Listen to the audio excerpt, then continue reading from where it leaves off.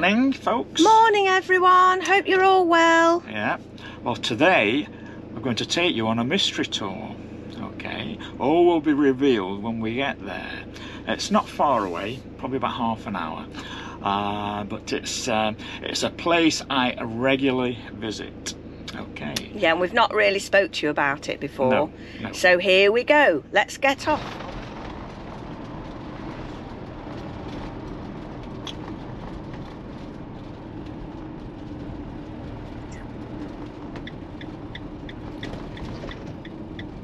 Not far from destination. This is the village of Shire Oaks. We've just come through.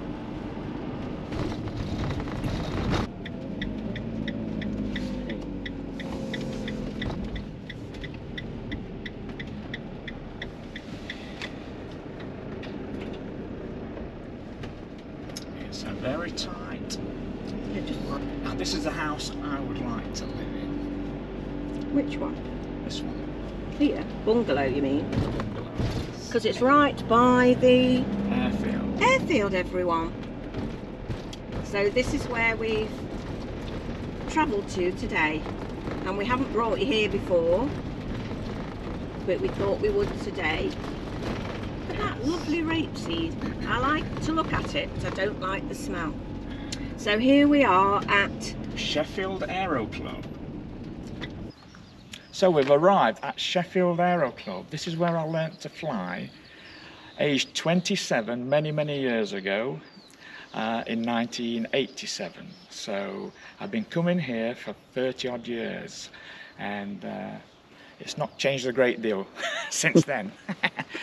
Now it's a Monday, so the airfield, they do training, and but they only operate from Tuesday to Sunday. So we've got the airfield to ourselves, unless there's other members that decide to come and fly. So let's go and explore. Lock gate here, but I have a key.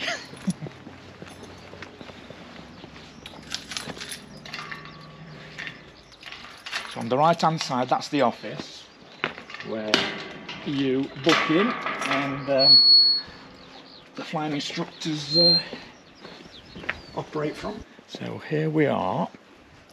These two aircraft there, the white ones, belong to the flying club, and this is what you learn to fly on, Cessna 152s. So if you wanted to learn to fly, they're the aircraft you'd be learning on. The blue and white one, uniform X-ray, I used to have a share in many years ago. And it looks like there's fellow aviators over there getting their aircraft out. So we're not alone. Right, we'll go and open the hangar up.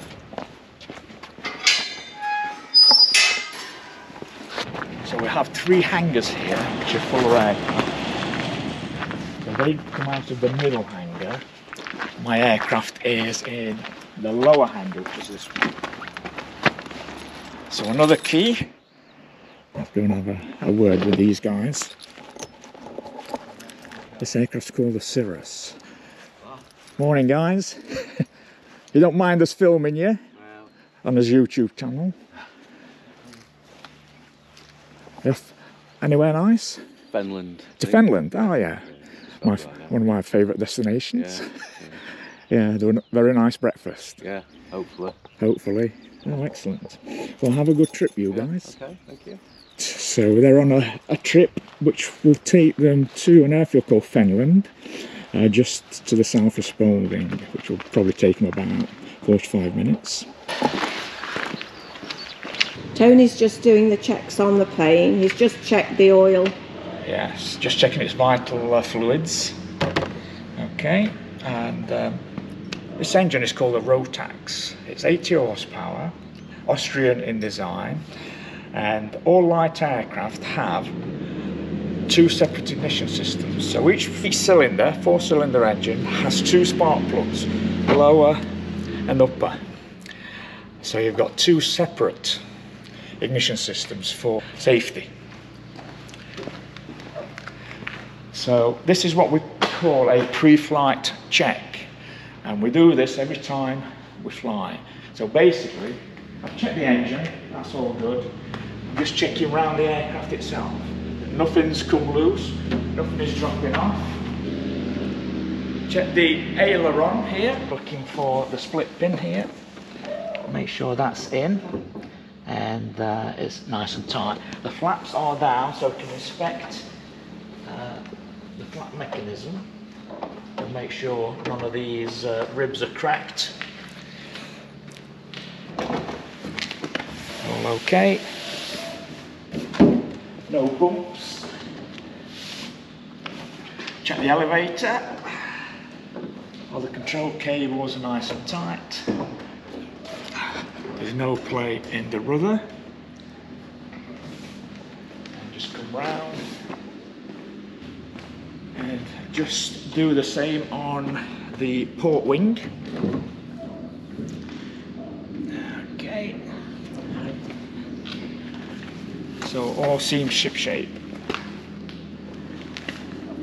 So I can put the lid back on.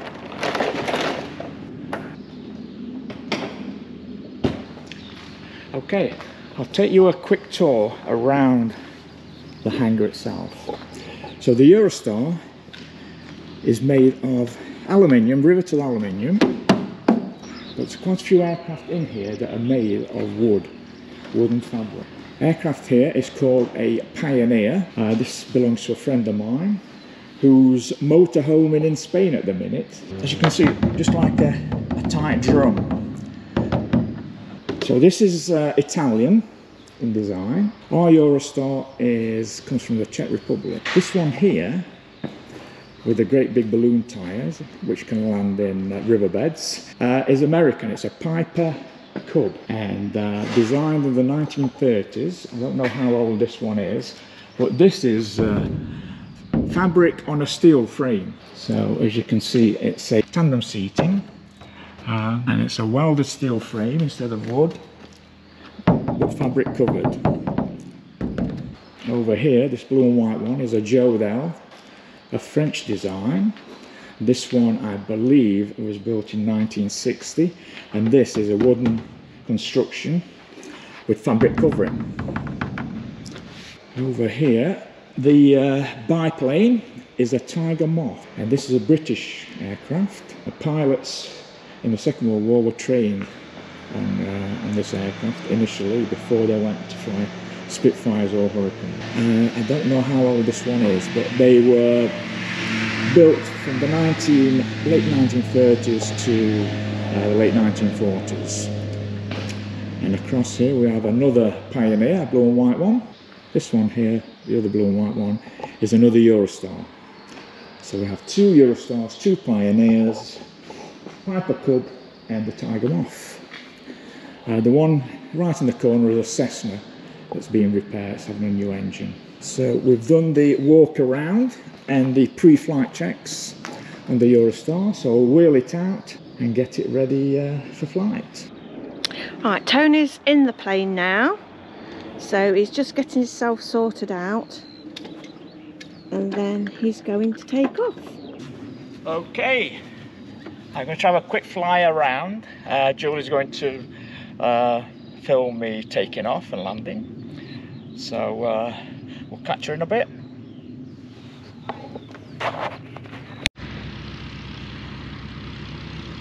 Tony's just parked up there doing his checks again. They have to manoeuvre and then stop and then do more checks before they actually set off.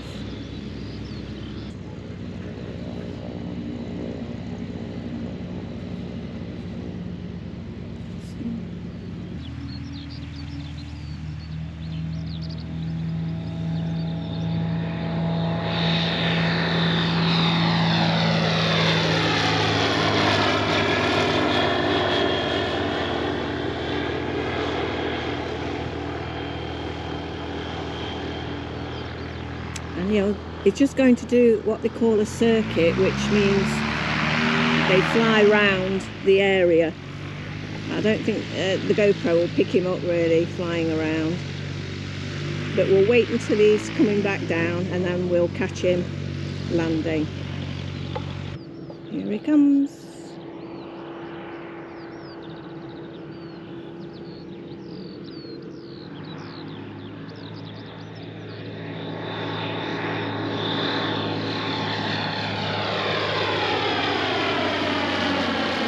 Oh, he's going round again. Crafty.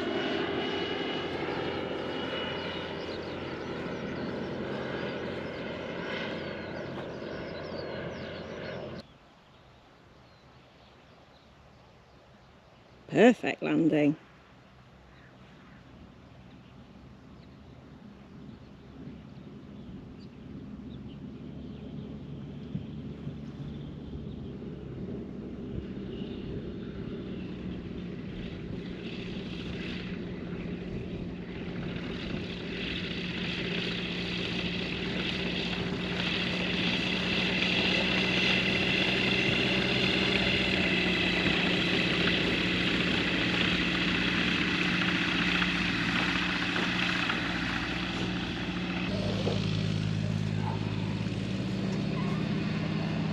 There we go. That's lovely up there. I see you've caught some flies. Ah, yes, it's fly season, I'm afraid. Needs a good wash. To take my coat off. Yes, take your coat off. It's going to be warm up there. I'll just oh, I don't know if I've got my glasses as well. Hang on a minute, everybody, I'm so sorry. Let me just get that. And my glasses, else if I don't have sunglasses on, it'll be too bright up there, won't it?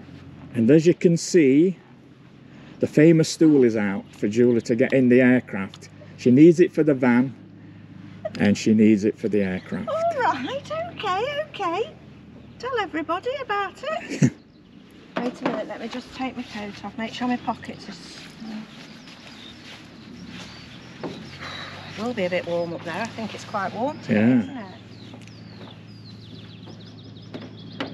It's like a greenhouse, that canopy. Okay. I'm ready. I'm going to get in then. Right. So which leg is it first? Tell everybody. Left leg first. And right. So we're just going to start the aircraft, but before we do that, I'm just going to go through some of the instruments that we've got here. Airspeed indicator, altimeter, just like a barometer. So today's pressure, when we put it to 0 feet, airfield height is 1023 millibars. Got a compass here, battery charge indicator, turn coordinator, vertical speed indicator. This tells you whether you're climbing or descending, RPM gauge, radio, a transponder, which I won't go into at the minute, engine instruments, and that's about it. So we'll start up and away we go. Just gonna close the canopy, closed and locked. Okay.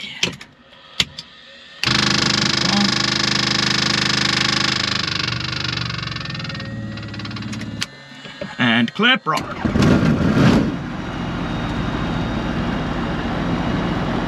Radio on.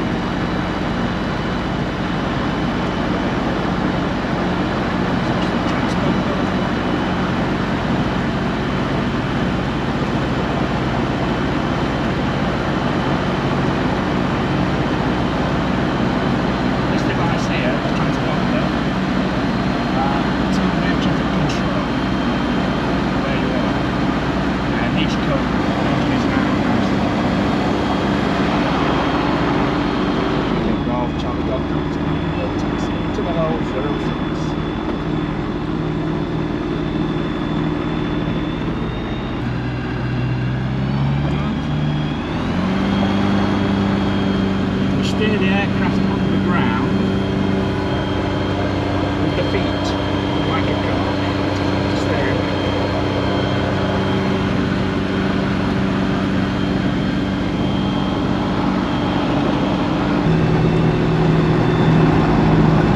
And I'm going to stop the aircraft and do the final checks. Hatches are secure, harnesses are tight, controls full and free.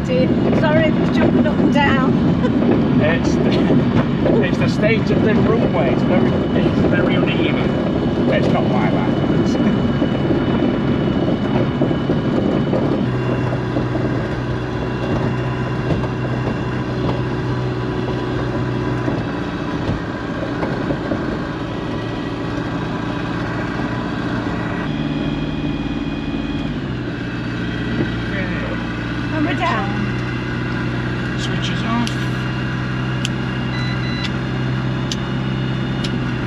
Start the engine. And all is quiet. Well, there we are. I hope you've enjoyed that little flight with us. Did you enjoy it, Julie? Yeah, it was lovely. I don't go very often.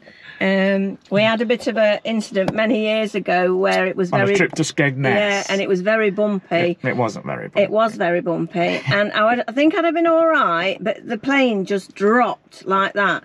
And Tony happened to say, "Oh yes, we've dropped 30 foot."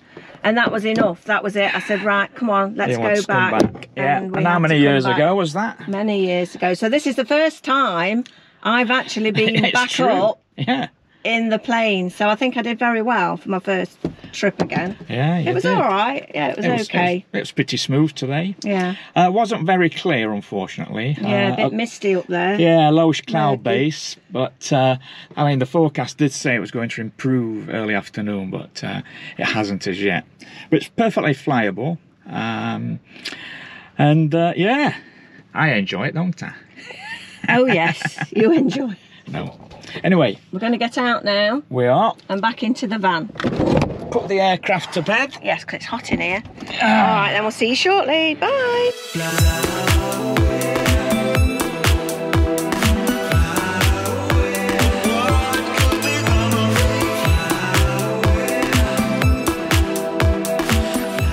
Hi there, everyone. Hi there. Well, I hope you've enjoyed our little flight.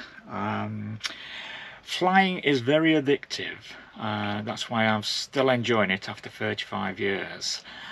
And it's a nice little flying club. And I've seen the little changes and people come and go. I've had shares in probably about half a dozen different aircraft. And I'm not bored of it yet. And don't I know it? I'm allowed out once a week if the weather is fit to fly. Yeah, but we have to go out in the motorhome as well, don't we? Well, that's true, yeah. Best of both worlds. Yeah. Motorhome and flying, yeah. So, yeah, we've had a good morning. Then we went and had some lunch in the van. We just had a sandwich that we'd brought with us. Yeah. I mean, conditions weren't brilliant. It was a bit overcast, a bit murky.